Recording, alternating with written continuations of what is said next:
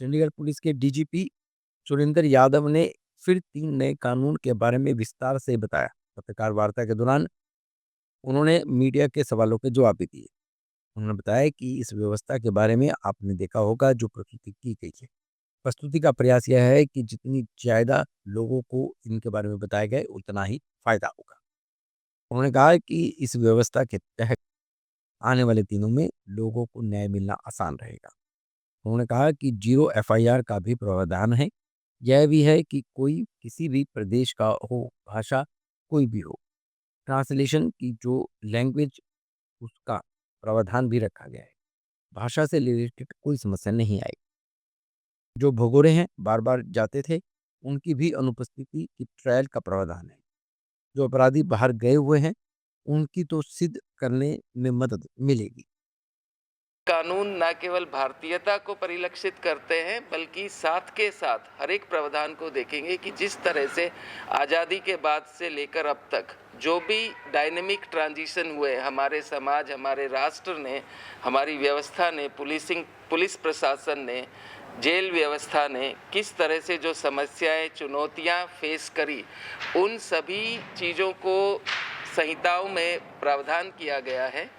और जो समाज के ऐसे वल्नरेबल जो सेक्शंस हैं जिनके लिए विशेष प्रावधान होने चाहिए न्याय के, महिलाएं हैं, बच्चे हैं, अपराधों की जो प्रकृति और स्वरूप बदल रहा है, किस तरह से स्ट्रीट क्राइम्स बदल रहे हैं, स्नैचिंग का जो प्रोविज़न है, मॉब लिंचिंग का प्रोविज़न है, ऑर्गेनाइज्ड क्राइम का प्रोविज़न है। साथ के साथ जब तकनीक आती है और आधुनिकी तकनीकीकरण के साथ जो अपराध में प्रकृति और स्वरूप में जो परिवर्तन आया है, जो साइबर क्राइम है, इन सभी चुनौतियों को भारतीय न्याय संहिता और नागरिक सुरक्षा संहिता में समाहित किया गया है। और इसी चीज़ को आपने देखा होगा कि जो पूरी प्रस्तुतिकरण है, हर एक एस्पेक्ट जो है आपराधिक न्याय व्यवस्था का, उसको समाहित किया गया है। चाहे आप देखेंगे कि पुलिस कंट्रोल रूम किस तरह से आधुनिक हो गए हैं। ये न केवल चंडीगढ़ में है, ERSS 112 की व्यवस्था अखिल भारतीय व्यवस्था है। आधुनिक modern state of the art police control rooms हर एक स्टेट में स्थापित किए गए हैं, जिससे कि जो इमरजेंसी रिस्पॉन्स सिस्टम है वो भारतीय पुलिस त्वरित ढंग से और तुरंत दे सके।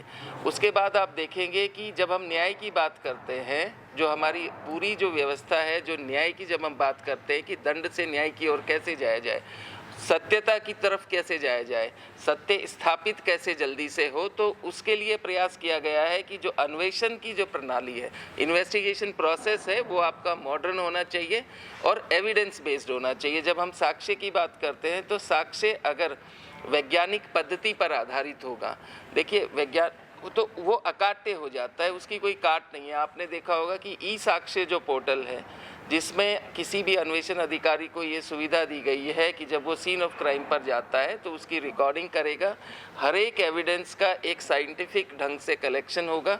FSL टीम भी आती है तो कौन क्या कलेक्ट कर रहा है, उस पूरे सीन ऑफ क्राइम की रिकॉर्डिंग में कोई ऐसा एस्पेक्ट नहीं रह जाए कि नहीं इकट्ठा किया हो। और इसका उद्देश्य ये है कि जब आप साइंटिफिक एविडेंस जब कलेक्ट करते हैं तो उसकी कोई काट नहीं हो सकती है। और एज इट इज़ वो 48 घंटे के अंदर ये पूरा नियम है कि पूरे का पूरा जो एविडेंस है वो कोर्ट के समक्ष उपस्थित हो जाएगा। तो कलेक्शन से लेके ट्रांसफ़र तक जो उसका टेक्निकल प्रोसेस है, जिसमें हैश वैल्यू चेंज नहीं हो सकती है, अगर हैश वैल्यू चेंज नहीं हो सकती है तो वो टेम्पर प्रूफ है, वो एज इट इज़ है। स्टोरेज की एक आधुनिक व्यवस्था करी गई है। इसी परिप्रेक्ष्य में ये प्रयास किया गया कि जब एविडेंस वैज्ञानिक पद्धति पर हो तो त्वरित चीज़ें होनी चाहिए।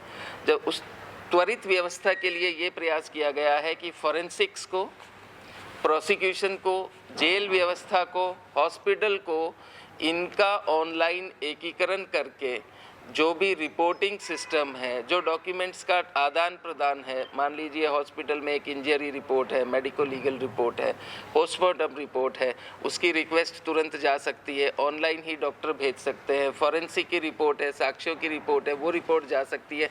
आपने अपना साक्ष्य जमा करवाया, QR कोड जनरेट हुआ, जो रिपोर्टिंग सिस्टम है वो ऑनलाइन हो जाएगा। ये नहीं है कि महीनों तक किसी चीज़ का इंतज़ार करना पड़े।